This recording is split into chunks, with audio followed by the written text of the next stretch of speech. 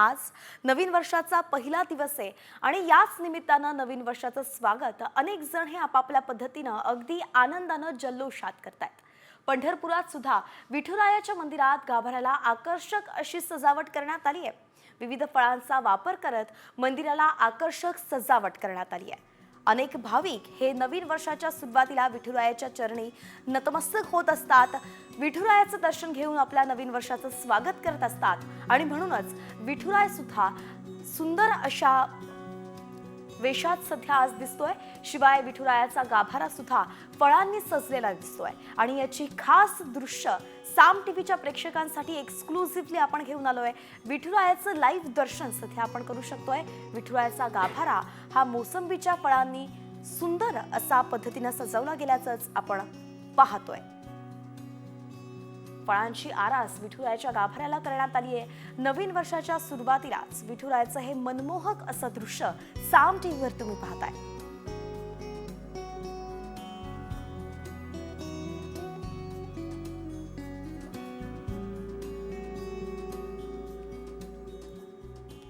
तर आज 1 जानेवारी नवीन वर्षाची सुरुवात होतीये आणि हीच सुरुवात करण्यासाठी हजारो भाविक हे करवीर निवासिनी श्री अंबाबाई मंदिरात देवीचं दर्शन घेण्यासाठी दाखल झाले। सरत्या वर्षाला निरोप दिल्यानंतर येणारं वर्ष हे सुख समृद्धीचं आणि आरोग्यदायी जावो अशी प्रार्थना करतच हजारो भक्तांनी आज सकाळी पहाटेपासूनच देवी अंबाबाईचं दर्शन घेतलं आहे। तर ही दृश्य सध्या आपण पाहतोय। सिद्धिविनायकाची ही दृश्य आपल्याला दिसतायत। अनेक भाविक मुंबईच्या सिद्धिविनायक मंदिरात सुद्धा सकाळपासून दाखल झाले आहेत आणि भाविकांची प्रचंड गर्दी या ठिकाणी दिसतेय। मुंबईकरांचं आराध्य दैवत म्हणून सिद्धिविनायकाकडे पाहिलं जातं आणि याच बाप्पाच्या दर्शनानं नवीन वर्षाची सुरुवात व्हावी, जेणेकरून नवीन वर्ष हे सुख समृद्धीचं जाईल, यशाचं जाईल हीच प्रार्थना घेऊन मुंबईकर बाप्पाच्या चरणी लीन होताना दिसतायत।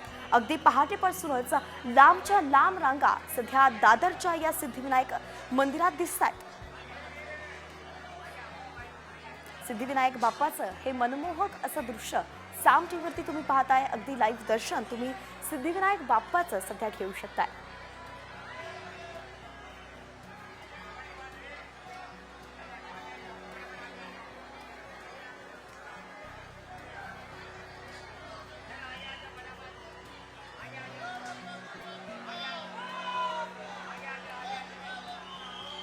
बाप्पाचा जयघोष केला जातोय।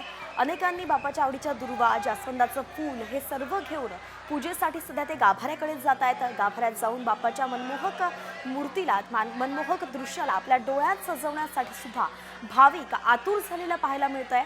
आणि एका पद्धतीनेच आपण पाहतोय लांबच्या लांब रांगा सध्या सिद्धिविनायक मंदिरात दिसताय आणि मंदिर प्रशासनानेही त्यानुसार सोय सुद्धा केलेली आहे, सोयी सुविधा केलेल्या आहेत। भाविकांना सुलभ दर्शन व्हावं म्हणून ही संपूर्ण सोय विश्वस्त मंदिराकडून, विश्वस्त समितीकडून करण्यात आली आहे। आणि यानंतर नवीन वर्षाच्या इतरही बातम्यांचा आता वेगवान आढावा घेऊयात।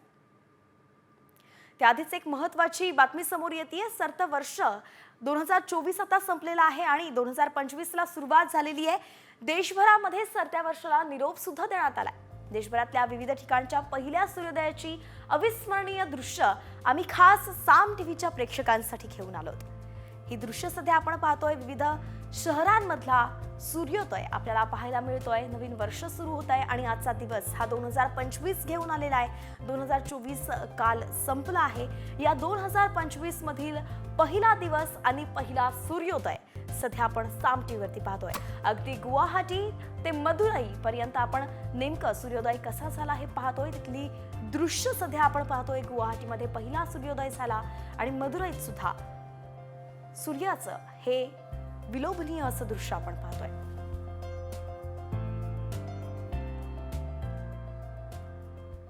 तर भीमा कोरेगाव या ठिकाणी 207वा शौर्य दिन साजरा होतोय। यंदाच्या वर्षी संविधानाचा अमृत महोत्सव असल्यानं विजय स्तंभावरती संविधानाची उद्देशिका लावण्यात आली आहे। विजय स्तंभाला फुलांची सजावट केली असून आकर्षक रोषणाईत करण्यात आलेली आहे। विजय स्तंभाला अभिवादन करण्यासाठी लाखो अनुयायी हे दाखल झालेत। शौर्य दिनानिमित्त पोलिसांचा सुद्धा तगडा बंदोबस्त या ठिकाणी दिसतोय। वंचितचे अध्यक्ष प्रकाश आंबेडकर आणि पर्वतीच्या आमदार माधुरी मिसाळ यांनी सुद्धा विजय स्तंभाला अभिवादन केलंय.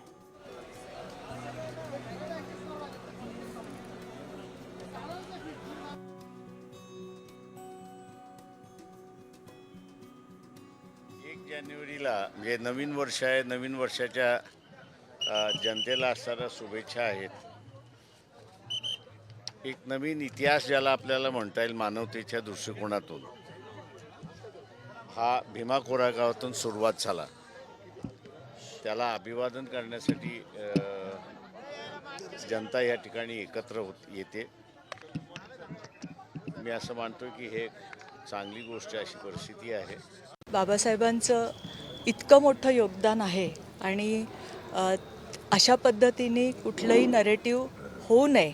आणि मी पण ह्यानी सगळ्यांना आव्हान करते की आपण इथे येतो, आपण मानवंदना देतो आणि व्यवस्थित बाबासाहेबांना कधीही बाबासाहेबांनी जातीयवाद पसरू नये त्याच्यासाठी खूप प्रयत्न केले त्यांच्या पूर्ण याच्यामध्ये. आणि आज त्यांच्या संविधानावर आपण चालतोय तर सगळ्यांनी योग्य रीतीने आपण सगळ्यांनी मान देऊन इथं यावं आणि दर्शन घेऊन जावं हे आव्हान मी करेन. या महत्त्वाच्या सविस्तर बातम्यांनंतर आता वळूया टॉप 50 कडे. ऑस्ट्रेलियातील सिडनीत नवीन वर्षाचं मोठ्या उत्साहात स्वागत करण्यात आलंय. सुप्रसिद्ध सिडनी हार्बर ब्रिजवरती आणि ओपेरा हाऊस या परिसरात नवीन वर्षानिमित्त फटाक्यांची आतषबाजी करण्यात आली.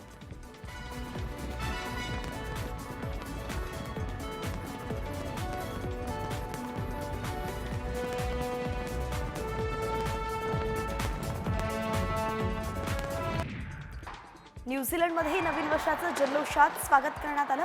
न्यूझीलंडमधील ऑकलंड या शहरात नवीन वर्षाचं फटाक्यांची आतषबाजी करत स्वागत करण्यात आलं. 31 डिसेंबर 2024च्या मध्यरात्री 12च्या ठोक्यावरती न्यूझीलंडच्या नागरिकांनी नवीन वर्षाचं भव्य असं स्वागत केलं.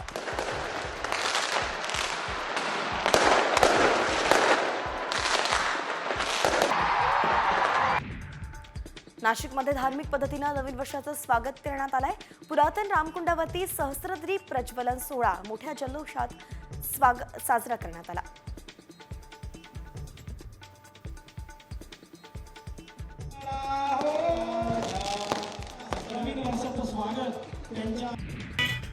सरत्या वर्षाला मुंबईकरांनी निरोप दिलाय. मुंबईतील विविध पब, डिस्को आणि क्लबमध्ये सेलिब्रेशन करण्यासाठी तरुणाईसोबतच आबालवृद्धही मोठ्या संख्येने जमलेले दिसले. सरत्या वर्षाला निरोप आणि नवीन वर्षाचं स्वागत करण्यासाठी मोठी गर्दी झाल्याचंही पाहायला मिळालं.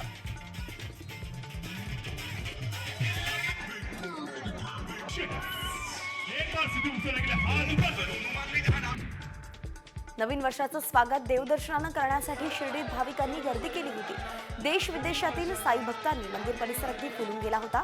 मध्यरात्री 12 वाजता फटाक्यांची आतषबाजी आणि वाद्याच्या तालावरती नृत्य करत जल्लोषात नवीन वर्षाचं स्वागत केलं गेलं.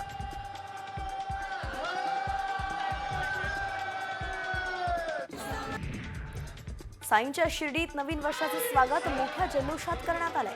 मंदिराच्या दर्शन रांगासह साई मंदिर परिसरात भाविकांनी तोबा गर्दी केली होती.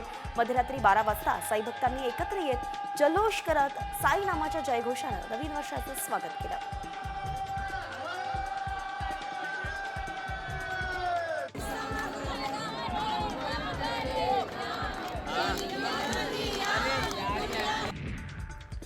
श्री क्षेत्र सप्तशृंगी गडावरील श्री भगवती मंदिर 2 जानेवारीपर्यंत भाविकांना दर्शनासाठी अगदी 24 तास खुलं ठेवण्याचा निर्णय विश्वस्त मंडळानं घेतलाय. नवीन वर्षानिमित्त अनेक जण हे तीर्थक्षेत्राला जाणं पसंत करतात आणि यामुळेच हा निर्णय घेण्यात आलाय.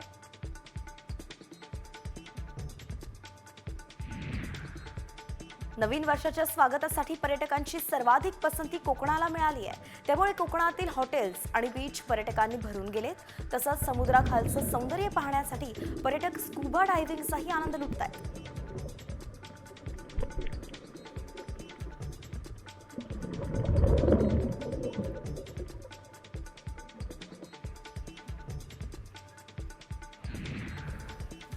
सिंधुदुर्ग जिल्ह्यात यावर्षी मोठ्या प्रमाणात पर्यटक दाखल झालेत. मालवण, देवगड आणि वेंगुर्ल्यातील समुद्र किनाऱ्यावरती पर्यटनाचा मनमुराद आनंद पर्यटकांनी लुटलाय.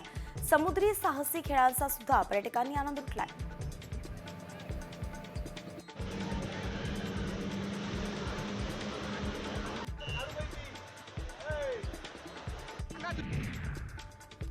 सरत्या वर्षाला निरोप आणि नवीन वर्षाच्या स्वागतासाठी चिखलदरा इथे पर्यटकांनी जंगल सफारीचाही आनंद लुटलाय।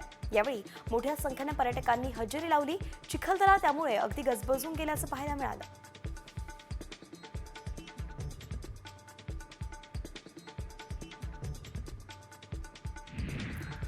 2024चा शेवटचा सूर्यास्त पाहण्यासाठी पर्यटकांनी समुद्र किनाऱ्यावरती गर्दी केली होती।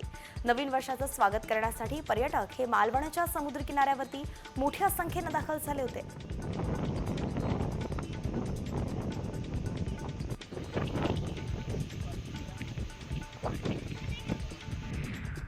सरत्या वर्षाला निरोप आणि नवीन वर्षाचं स्वागत रक्तदानासारख्या विधायक उपक्रमानं पंढरपुरात केलं गेलंय। रक्तदानानंतर पुढील 24-48 तास मद्यपान अथवा कुठलंही व्यसन करता येत नाही। त्यामुळेच रक्तदानाची चळवळ पंढरपुरात रुजवली जाते। रक्तदात्यांनी रांगा लावून 31st साजरा केला। पुण्यात कोरेगाव भीमा इथे विजयस्तंभावरती 207वा शौर्य दिन साजरा केला जाणार आहे। प्रशासनाची पूर्ण तयारी झाली आहे। विजयस्तंभावरती आकर्षक फुलांची सजावटही करण्यात आली आहे।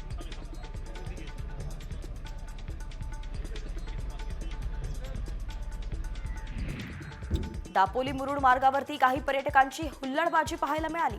भरधाव वेगात कार चालवत अन्य प्रवाशांच्या जीवाशी खेळ केल्याचं या व्हिडिओत पाहायला मिळत आहे। सोशल मीडियावरती हा व्हिडिओ व्हायरल होतोय आणि या हुल्लडबाज पर्यटकांवरती कारवाई करण्याची मागणीही होतीये।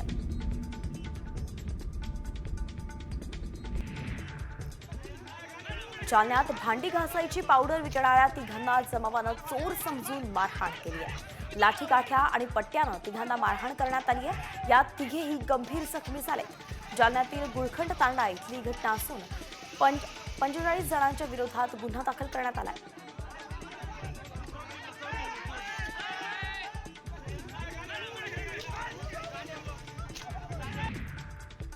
जम्बो कोविड सेंटर घोटाळ्यातील दोघांना जामीन मिळालाय। संजय परब, रविकांत सिंग यांना जामीन मंजूर झालाय। ईडीनं अटक केली नसल्यानं पीएमएलए कोर्टाकडून जामीन मिळालाय।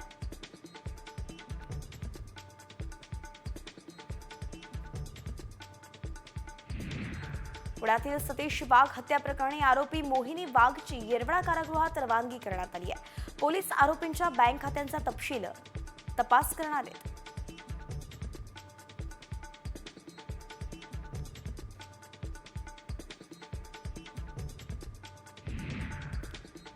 बीड सरपंच हत्या प्रकरणी राज्यभर सरपंचांनी काम बंद आंदोलन पुकारलंय। या आंदोलनाला भंडारा जिल्ह्यातील सरपंच सुद्धा मैदानात उतरले आहेत। काम बंद आंदोलन सोबतच 2 जानेवारीला 541 सरपंच आणि पदाधिकारी भंडारा जिल्हाधिकारी कार्यालयावरती मोर्चा काढणार आहेत।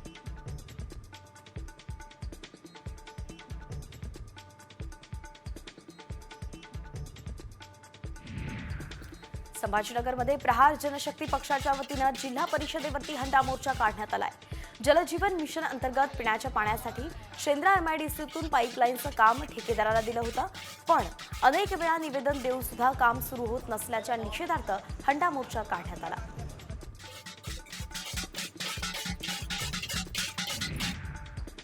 नाशिकच्या मालेगावात रोहिंग्यांच्या विरोधात मोर्चा काढण्यात आलाय। सामाजिक संघटनांकडून मालेगाव रोहिंग्या बांगलादेशी मुक्त झालाच पाहिजे अशा घोषणा देण्यात आल्या। यावेळी मालेगावात पोलीस आयुक्तालय पाहिजे ही जुनी मागणी जोर धरू लागली आहे। याबाबत अप्पर जिल्हाधिकारी कार्यालयावरती हा मोर्चा काढत निवेदनही देण्यात आलं।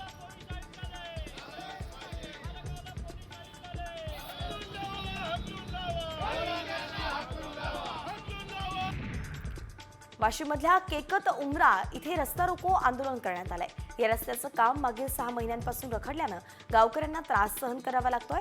अनेक वेळा मागणी करून सुद्धा काम होत नसल्यानं नागरिकांनी आंदोलन केलंय।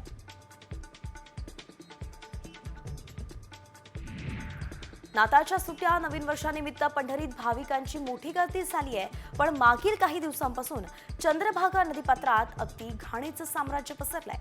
नदीतील पाणी प्रदूषित झालं असून भाविकांच्या आरोग्याचा प्रश्न आता ऐरणीवर आलाय।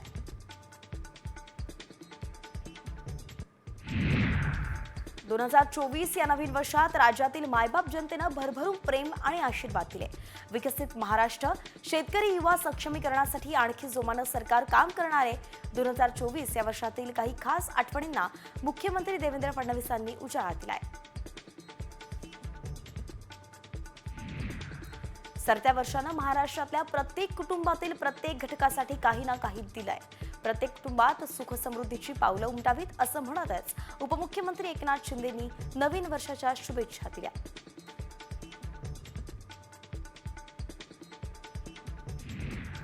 वाल्मी कराडला 15 दिवसांची सीआयडी कोठडी सुनावण्यात आली आहे. खंडणी प्रकरणात कराडला 15 दिवसांची सीआयडी कोठडी सुनावण्यात आली. हत्या खंडणीचं कनेक्शन असल्याचा सीआयडी वकिलांनी दावा केलाय.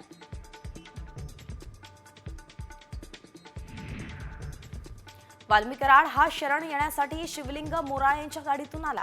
शिवलिंग मोराळे हा धनंजय मुंडेंचा कार्यकर्ता असल्याची माहिती मिळतेय. MH23BG2231 ही कार शिवलिंग मोराळेंची असून वाल्मी कराडशी त्यांचे संबंध आहेत.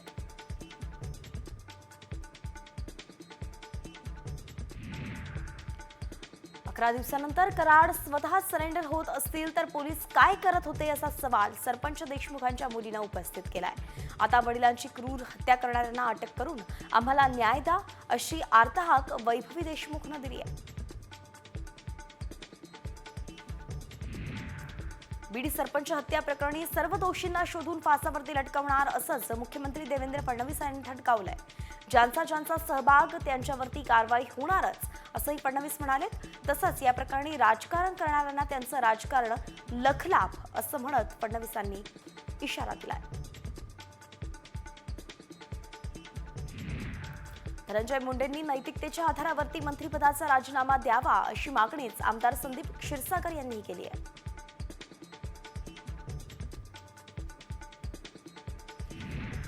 सीआयडी समोर सरेंडर केलेल्या वाल्मी कराडवरून जितेंद्र आव्हाडांनी धनंजय मुंडेंवरती निशाणा साधलाय. वाल्मी कराडचा बाप कॅबिनेटमध्ये बसलाय असं म्हणत नाव न घेता धनंजय मुंडेंवरती आव्हाडांनी आरोप केलेत. तसंच वाल्मी कराडवरती 302चा गुन्हा दाखल होणार नाही असा दावाही आव्हाडांनी केला.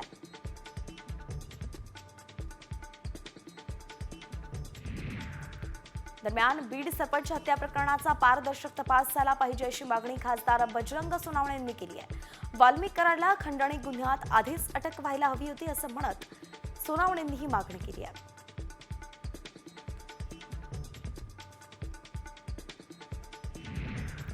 संभाजीराजे छत्रपती तसंच भाजपा आमदार सुरेश धस यांनी धनंजय मुंडेंच्या मंत्रिपदाच्या राजीनाम्याची मागणी केली आहे. तसंच धनंजय मुंडेंना बीडचं पालकमंत्री पदही देऊ नका अशी मागणी संभाजीराजेंनी केली आहे.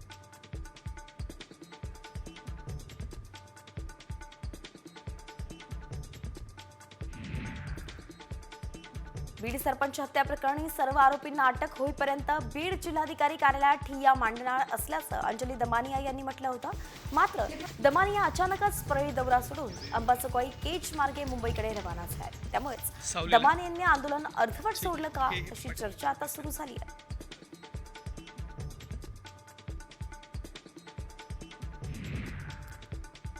संतोष देशमुख हत्याकांड गंभीर असून या प्रकरणात राजकारणी हे पोलीस बनत असल्याचं तृप्ती देसाईंनी म्हटलंय.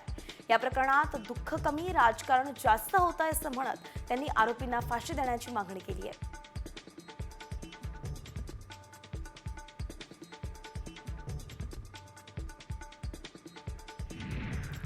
बीड सरपंच हत्या प्रकरणातील आरोपींना अटक करून फाशीची शिक्षा देण्याची मागणी सिंधुदुर्गच्या सकल मराठा समाजानं केली आहे. सावंतवाडी प्रांताधिकाऱ्यांना तसं निवेदनही देण्यात आलंय. मराठा समाजाच्या भावना शासन दरबारी पोहोचवाव्यात अशी मागणी यावेळी करण्यात आली.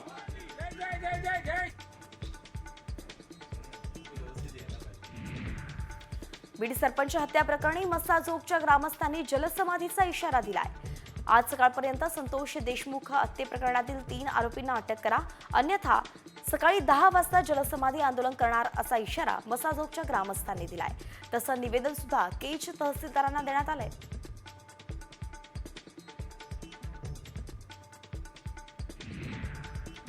प्राजक्ता माळीबाबत केलेल्या विधानाबद्दल सुरेश धस यांनी काल जाहीर माफी मागितली. यावरती आता अभिनेत्री प्राजक्ता माळीने सुरेश धस यांचे आभार मानलेत. मोठ्या मनानं धस यांनी महिला वर्गाची माफी मागितली त्याबद्दलच धन्यवाद असं प्राजक्ता म्हणाली आहे.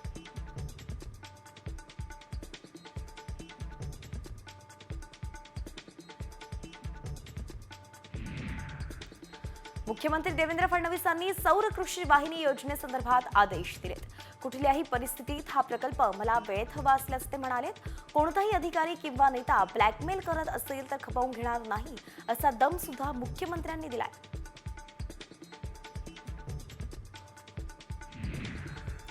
शरद पवार यांनी पुण्यातील मांजरीत व्हीएसआयनं संशोधित केलेल्या ऊसाच्या नव्या वाणाची पाहणी केली आहे. त्यानंतर पवारांनी व्हीएसआय मधील पुढील महिन्यातील नियोजित कामकाजाचा सर्वसाधारण आढावाही घेतलाय.